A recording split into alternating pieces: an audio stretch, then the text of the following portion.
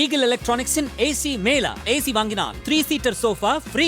Eagle electronics. மூன்றாவது ஒரு சக்தி இருக்குல்ல, அவர் என்ன சொல்றாரு, திமுகவை மாத்தணும், இந்த ஆட்சியிலிருந்து மாத்தணும், ஒரு மாற்றம் வேணும். எதுக்காக மாத்தணும் அதெல்லாம் நான் சொல்ல மாட்டேன், எதுக்காக மாத்தலாம் நான் சொல்ல மாட்டேன், ஆனா மாத்தணும்.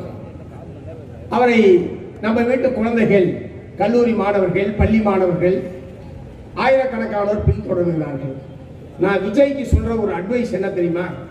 விஜய்க்கு சொல்ல விரும்புகிற அட்வைஸ், முதல்ல உன் கட்சிக்காரனை ஒழுங்குபடுத்துங்க, கட்சியை கட்டுப்பாட்டுக்குள்ள வைங்க. நீ சொல்ற பேச்சே உன் கட்சிக்காரன் கேட்க மாட்டேன்றாயா. இப்ப நான் சொன்னா என் கட்சிக்காரன் கேட்பாங்க, கேட்கலன்னா கட்சிக்காரன கட்சியில இருக்க மாட்டான். உங்களால் அப்படி சொல்ல முடியுமா? முதல்ல கட்சியை ஒழுங்கா நடத்து, கட்சிக்காரனை உன் கட்டுப்பாட்டுக்குள்ள வச்சுக்கு, கட்சிக்காரன் நீ சொல்றதை கேட்கிற முறையில முதல்ல ஒழுங்குபடுத்து, அப்புறம் தமிழ்நாட்டை பிடிக்கலாம். இதுதான் நான் விஜய்க்கு சொல்லக்கூடிய அட்வைஸ். எங்க ஒவ்வொரு கூட்டத்திலையும் சில பேர் சாவறான், சில பேர் வண்டியில போய் அடிபட்டு சாகுறான், சில பேர் மேல இருந்து குதிச்சு கை காலை உடைச்சுக்கிறான். அவங்க யார் சோறு போடுறது? அவனெல்லாம் யார் வச்சு காப்பாத்துறது? அந்த குடும்பம் என்ன பாடுபடுது? இளம் வயசுல குழந்தைகள் இப்படி கை கால் முடிந்து கிடந்தால் அவனுடைய எதிர்காலம் என்ன ஆகும்? இதை பற்றிலாம் கவலையப்படாம அந்த சைக்கிள் ஓட்டுறாங்க. சைக்கிள் ஓட்டுறது ஒரு பெரிய விஷயம் நாட்டில். இதான் ஆயிரக்கணக்கான நம்முடைய குழந்தைங்க பள்ளிக்கூடம் விட்டா 1000 பேர் சைக்கிள் ஓட்டு தான் போறாங்க. நம்ம பிள்ளைங்க, ஸ்கூல் பிள்ளைங்க பூரா சைக்கிள் ஓட்டு போதோ இல்லையா? இது என்னமோ பெரிய அதிசயமா இருக்க டிவி காலம் பூரா அதை பிடிச்சி காமிச்சுட்டு இருக்காங்க. ஓ, விஜய் சைக்கிள் ஓட்டுறாரு, சைக்கிள் ஓட்டுறாரு. சைக்கிள் ஓட்டு என்னமோ யூரோப்பியன் ஓட்டுற மாதிரி சைக்கிள் தானே ஓட்டுறாரு. சைக்கிள் எல்லாருமா ஓடிக்கிட்டு இருக்கான். இது ஒரு பெரிய அதிசயமா? இதோ ஒரு படம், இதை வீடியோ எடுத்து வாரக்கணக்காக வெளியிட்டு இருக்கு நம்மள தொலைக்காட்சி நிறுவனங்கள். அதாவது அவரை கட்டமைக்கிறார்கள், பூஸ்ட் பண்றாங்க. அவர் ஒரு பெரிய தலைவராக்கணும், அப்பா டக்கர் ஆக்கணும், அவர் பெரிய அப்பா டக்கர் அப்படின்ற மாதிரி இந்த பத்திரிகைகளும் ஊடகங்களும் அவரை சித்தரிக்கிறார்களே தவிர உண்மையில் அப்படிப்பட்ட நிலைமையில் அவர் ஒன்றும் இல்லை. நான் இந்த கூட்டத்தில் சொல்லுகிறேன், இந்த 4 நாள்ல தேர்தல் முடிய போகுது. மே மாதம் 4ஆம் தேதி ரிசல்ட் வரப்போகுது, எழுதி வச்சுங்க.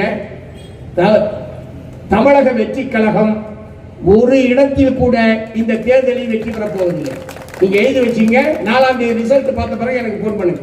ஒரு இடத்தில் கூட வெற்றி பெற போவதில்லை. விஜய் போட்டியிடுகிற, ஏன் அவர் 2 இடத்துல போட்டிடுறாரு? அவன் கட்சிக்காரன் 233 பேரும் ஒரு இடத்துல போட்டிடுறான் ஒவ்வொரு தொகுதியில. இவர் மட்டும் சேஃபா 2 இடத்துல போட்டிடுறாரு. ஏன் எல்லாத்தையும் 2 இடம், முக்கிய தலைவர்கள் போட 2 இடத்துல போட வேண்டியதானே? இப்ப நீ மட்டும் எப்படி ஆதி எம்எல்ஏ உள்ள நுழைஞ்சிடணும், மீதி இருக்கிறவங்க பூரா பணத்தை செலவழித்து நாசமா போட்டோம். பார்த்துருக்கீங்களா? இந்த முறை 2 இடத்துல போட்டிடுற ஒரே ஆளு விஜய் மட்டும்தாங்க. இந்த தேர்தலில் 2026 சட்டப்பேரவை தேர்தலில் 2 இடத்துல 2 தொகுதியில போட்டியிடக்கூடிய ஒரே ஒரு நபர் விஜய் மட்டும்தான். ஏன்னா அவருக்கே தெரியும் தோத்துருவோம், ஒருவேளை இது இல்லைன்னா அங்க தப்பிச்சுக்கலாம், அங்க இல்லைன்னா இங்கே தப்பிச்சுக்கலாம், எங்கேயுமே தப்பிக்க முடியாது, தோல்வி உறுதி என்பதுதான். அப்புறம் ஏன் அவர் தேர்தலில் நிற்கிறாரு? ஒரே நோக்கம், திமுகவுக்கு வரக்கூடிய, திமுக கூட்டணிக்கு வரக்கூடிய வாக்குகளை பிரிக்க வேண்டும். அதாவது ஓட்டு போட்டு ஜெயிக்கிறது ஒரு வகை, ஜெயிக்க வைக்கிறது ஒரு வகை, வாக்குகளை பிரிப்பதன் மூலமாக இன்னொரு கோஷ்டியை வெற்றி பெற வைப்பது இன்னொரு வகை. இந்த வாக்குகளை பிரிக்கிற காரியத்துக்கு தான் இப்போது விஜய் இந்த தேர்தலில் பயன்படுவார். அதைத்தான் அவர் செய்து கொண்டிருக்கிறார். வந்திருக்கிற கருத்து கணிப்புகள் அனைத்தையும் நீங்கள் பார்த்தீர்கள் என்று சொன்னால் அவர் சில சதவீதம் வாக்குகளை பெறுவாரை தவிர ஒரு இடத்தில் கூட அவரால் வெற்றி பெற முடியாது. ஆகவே அவரை பின்பற்றுகிற, சரி மாத்திதான் பார்ப்போம் என்று சொல்லி யோசிக்கக்கூடிய தமிழக வாக்காளர் பெருமக்களை நான் கேட்டுக்கொள்ள விரும்புவது, அவருக்கு போடுற ஓட்டு வீணான ஓட்டு. அவருக்கு போடுற ஓட்டு நோட்டாவுக்கு போடுற மாதிரி தான். நோட்டா எத்தனை ஆயிரம் ஓட்டு வாங்கினாலும் எப்படி எம்எல்ஏ உள்ள போக முடியாதோ, நோட்டா அதிகமா ஓட்டு வாங்கினா எவ்வளவு உள்ள போக முடியுமா?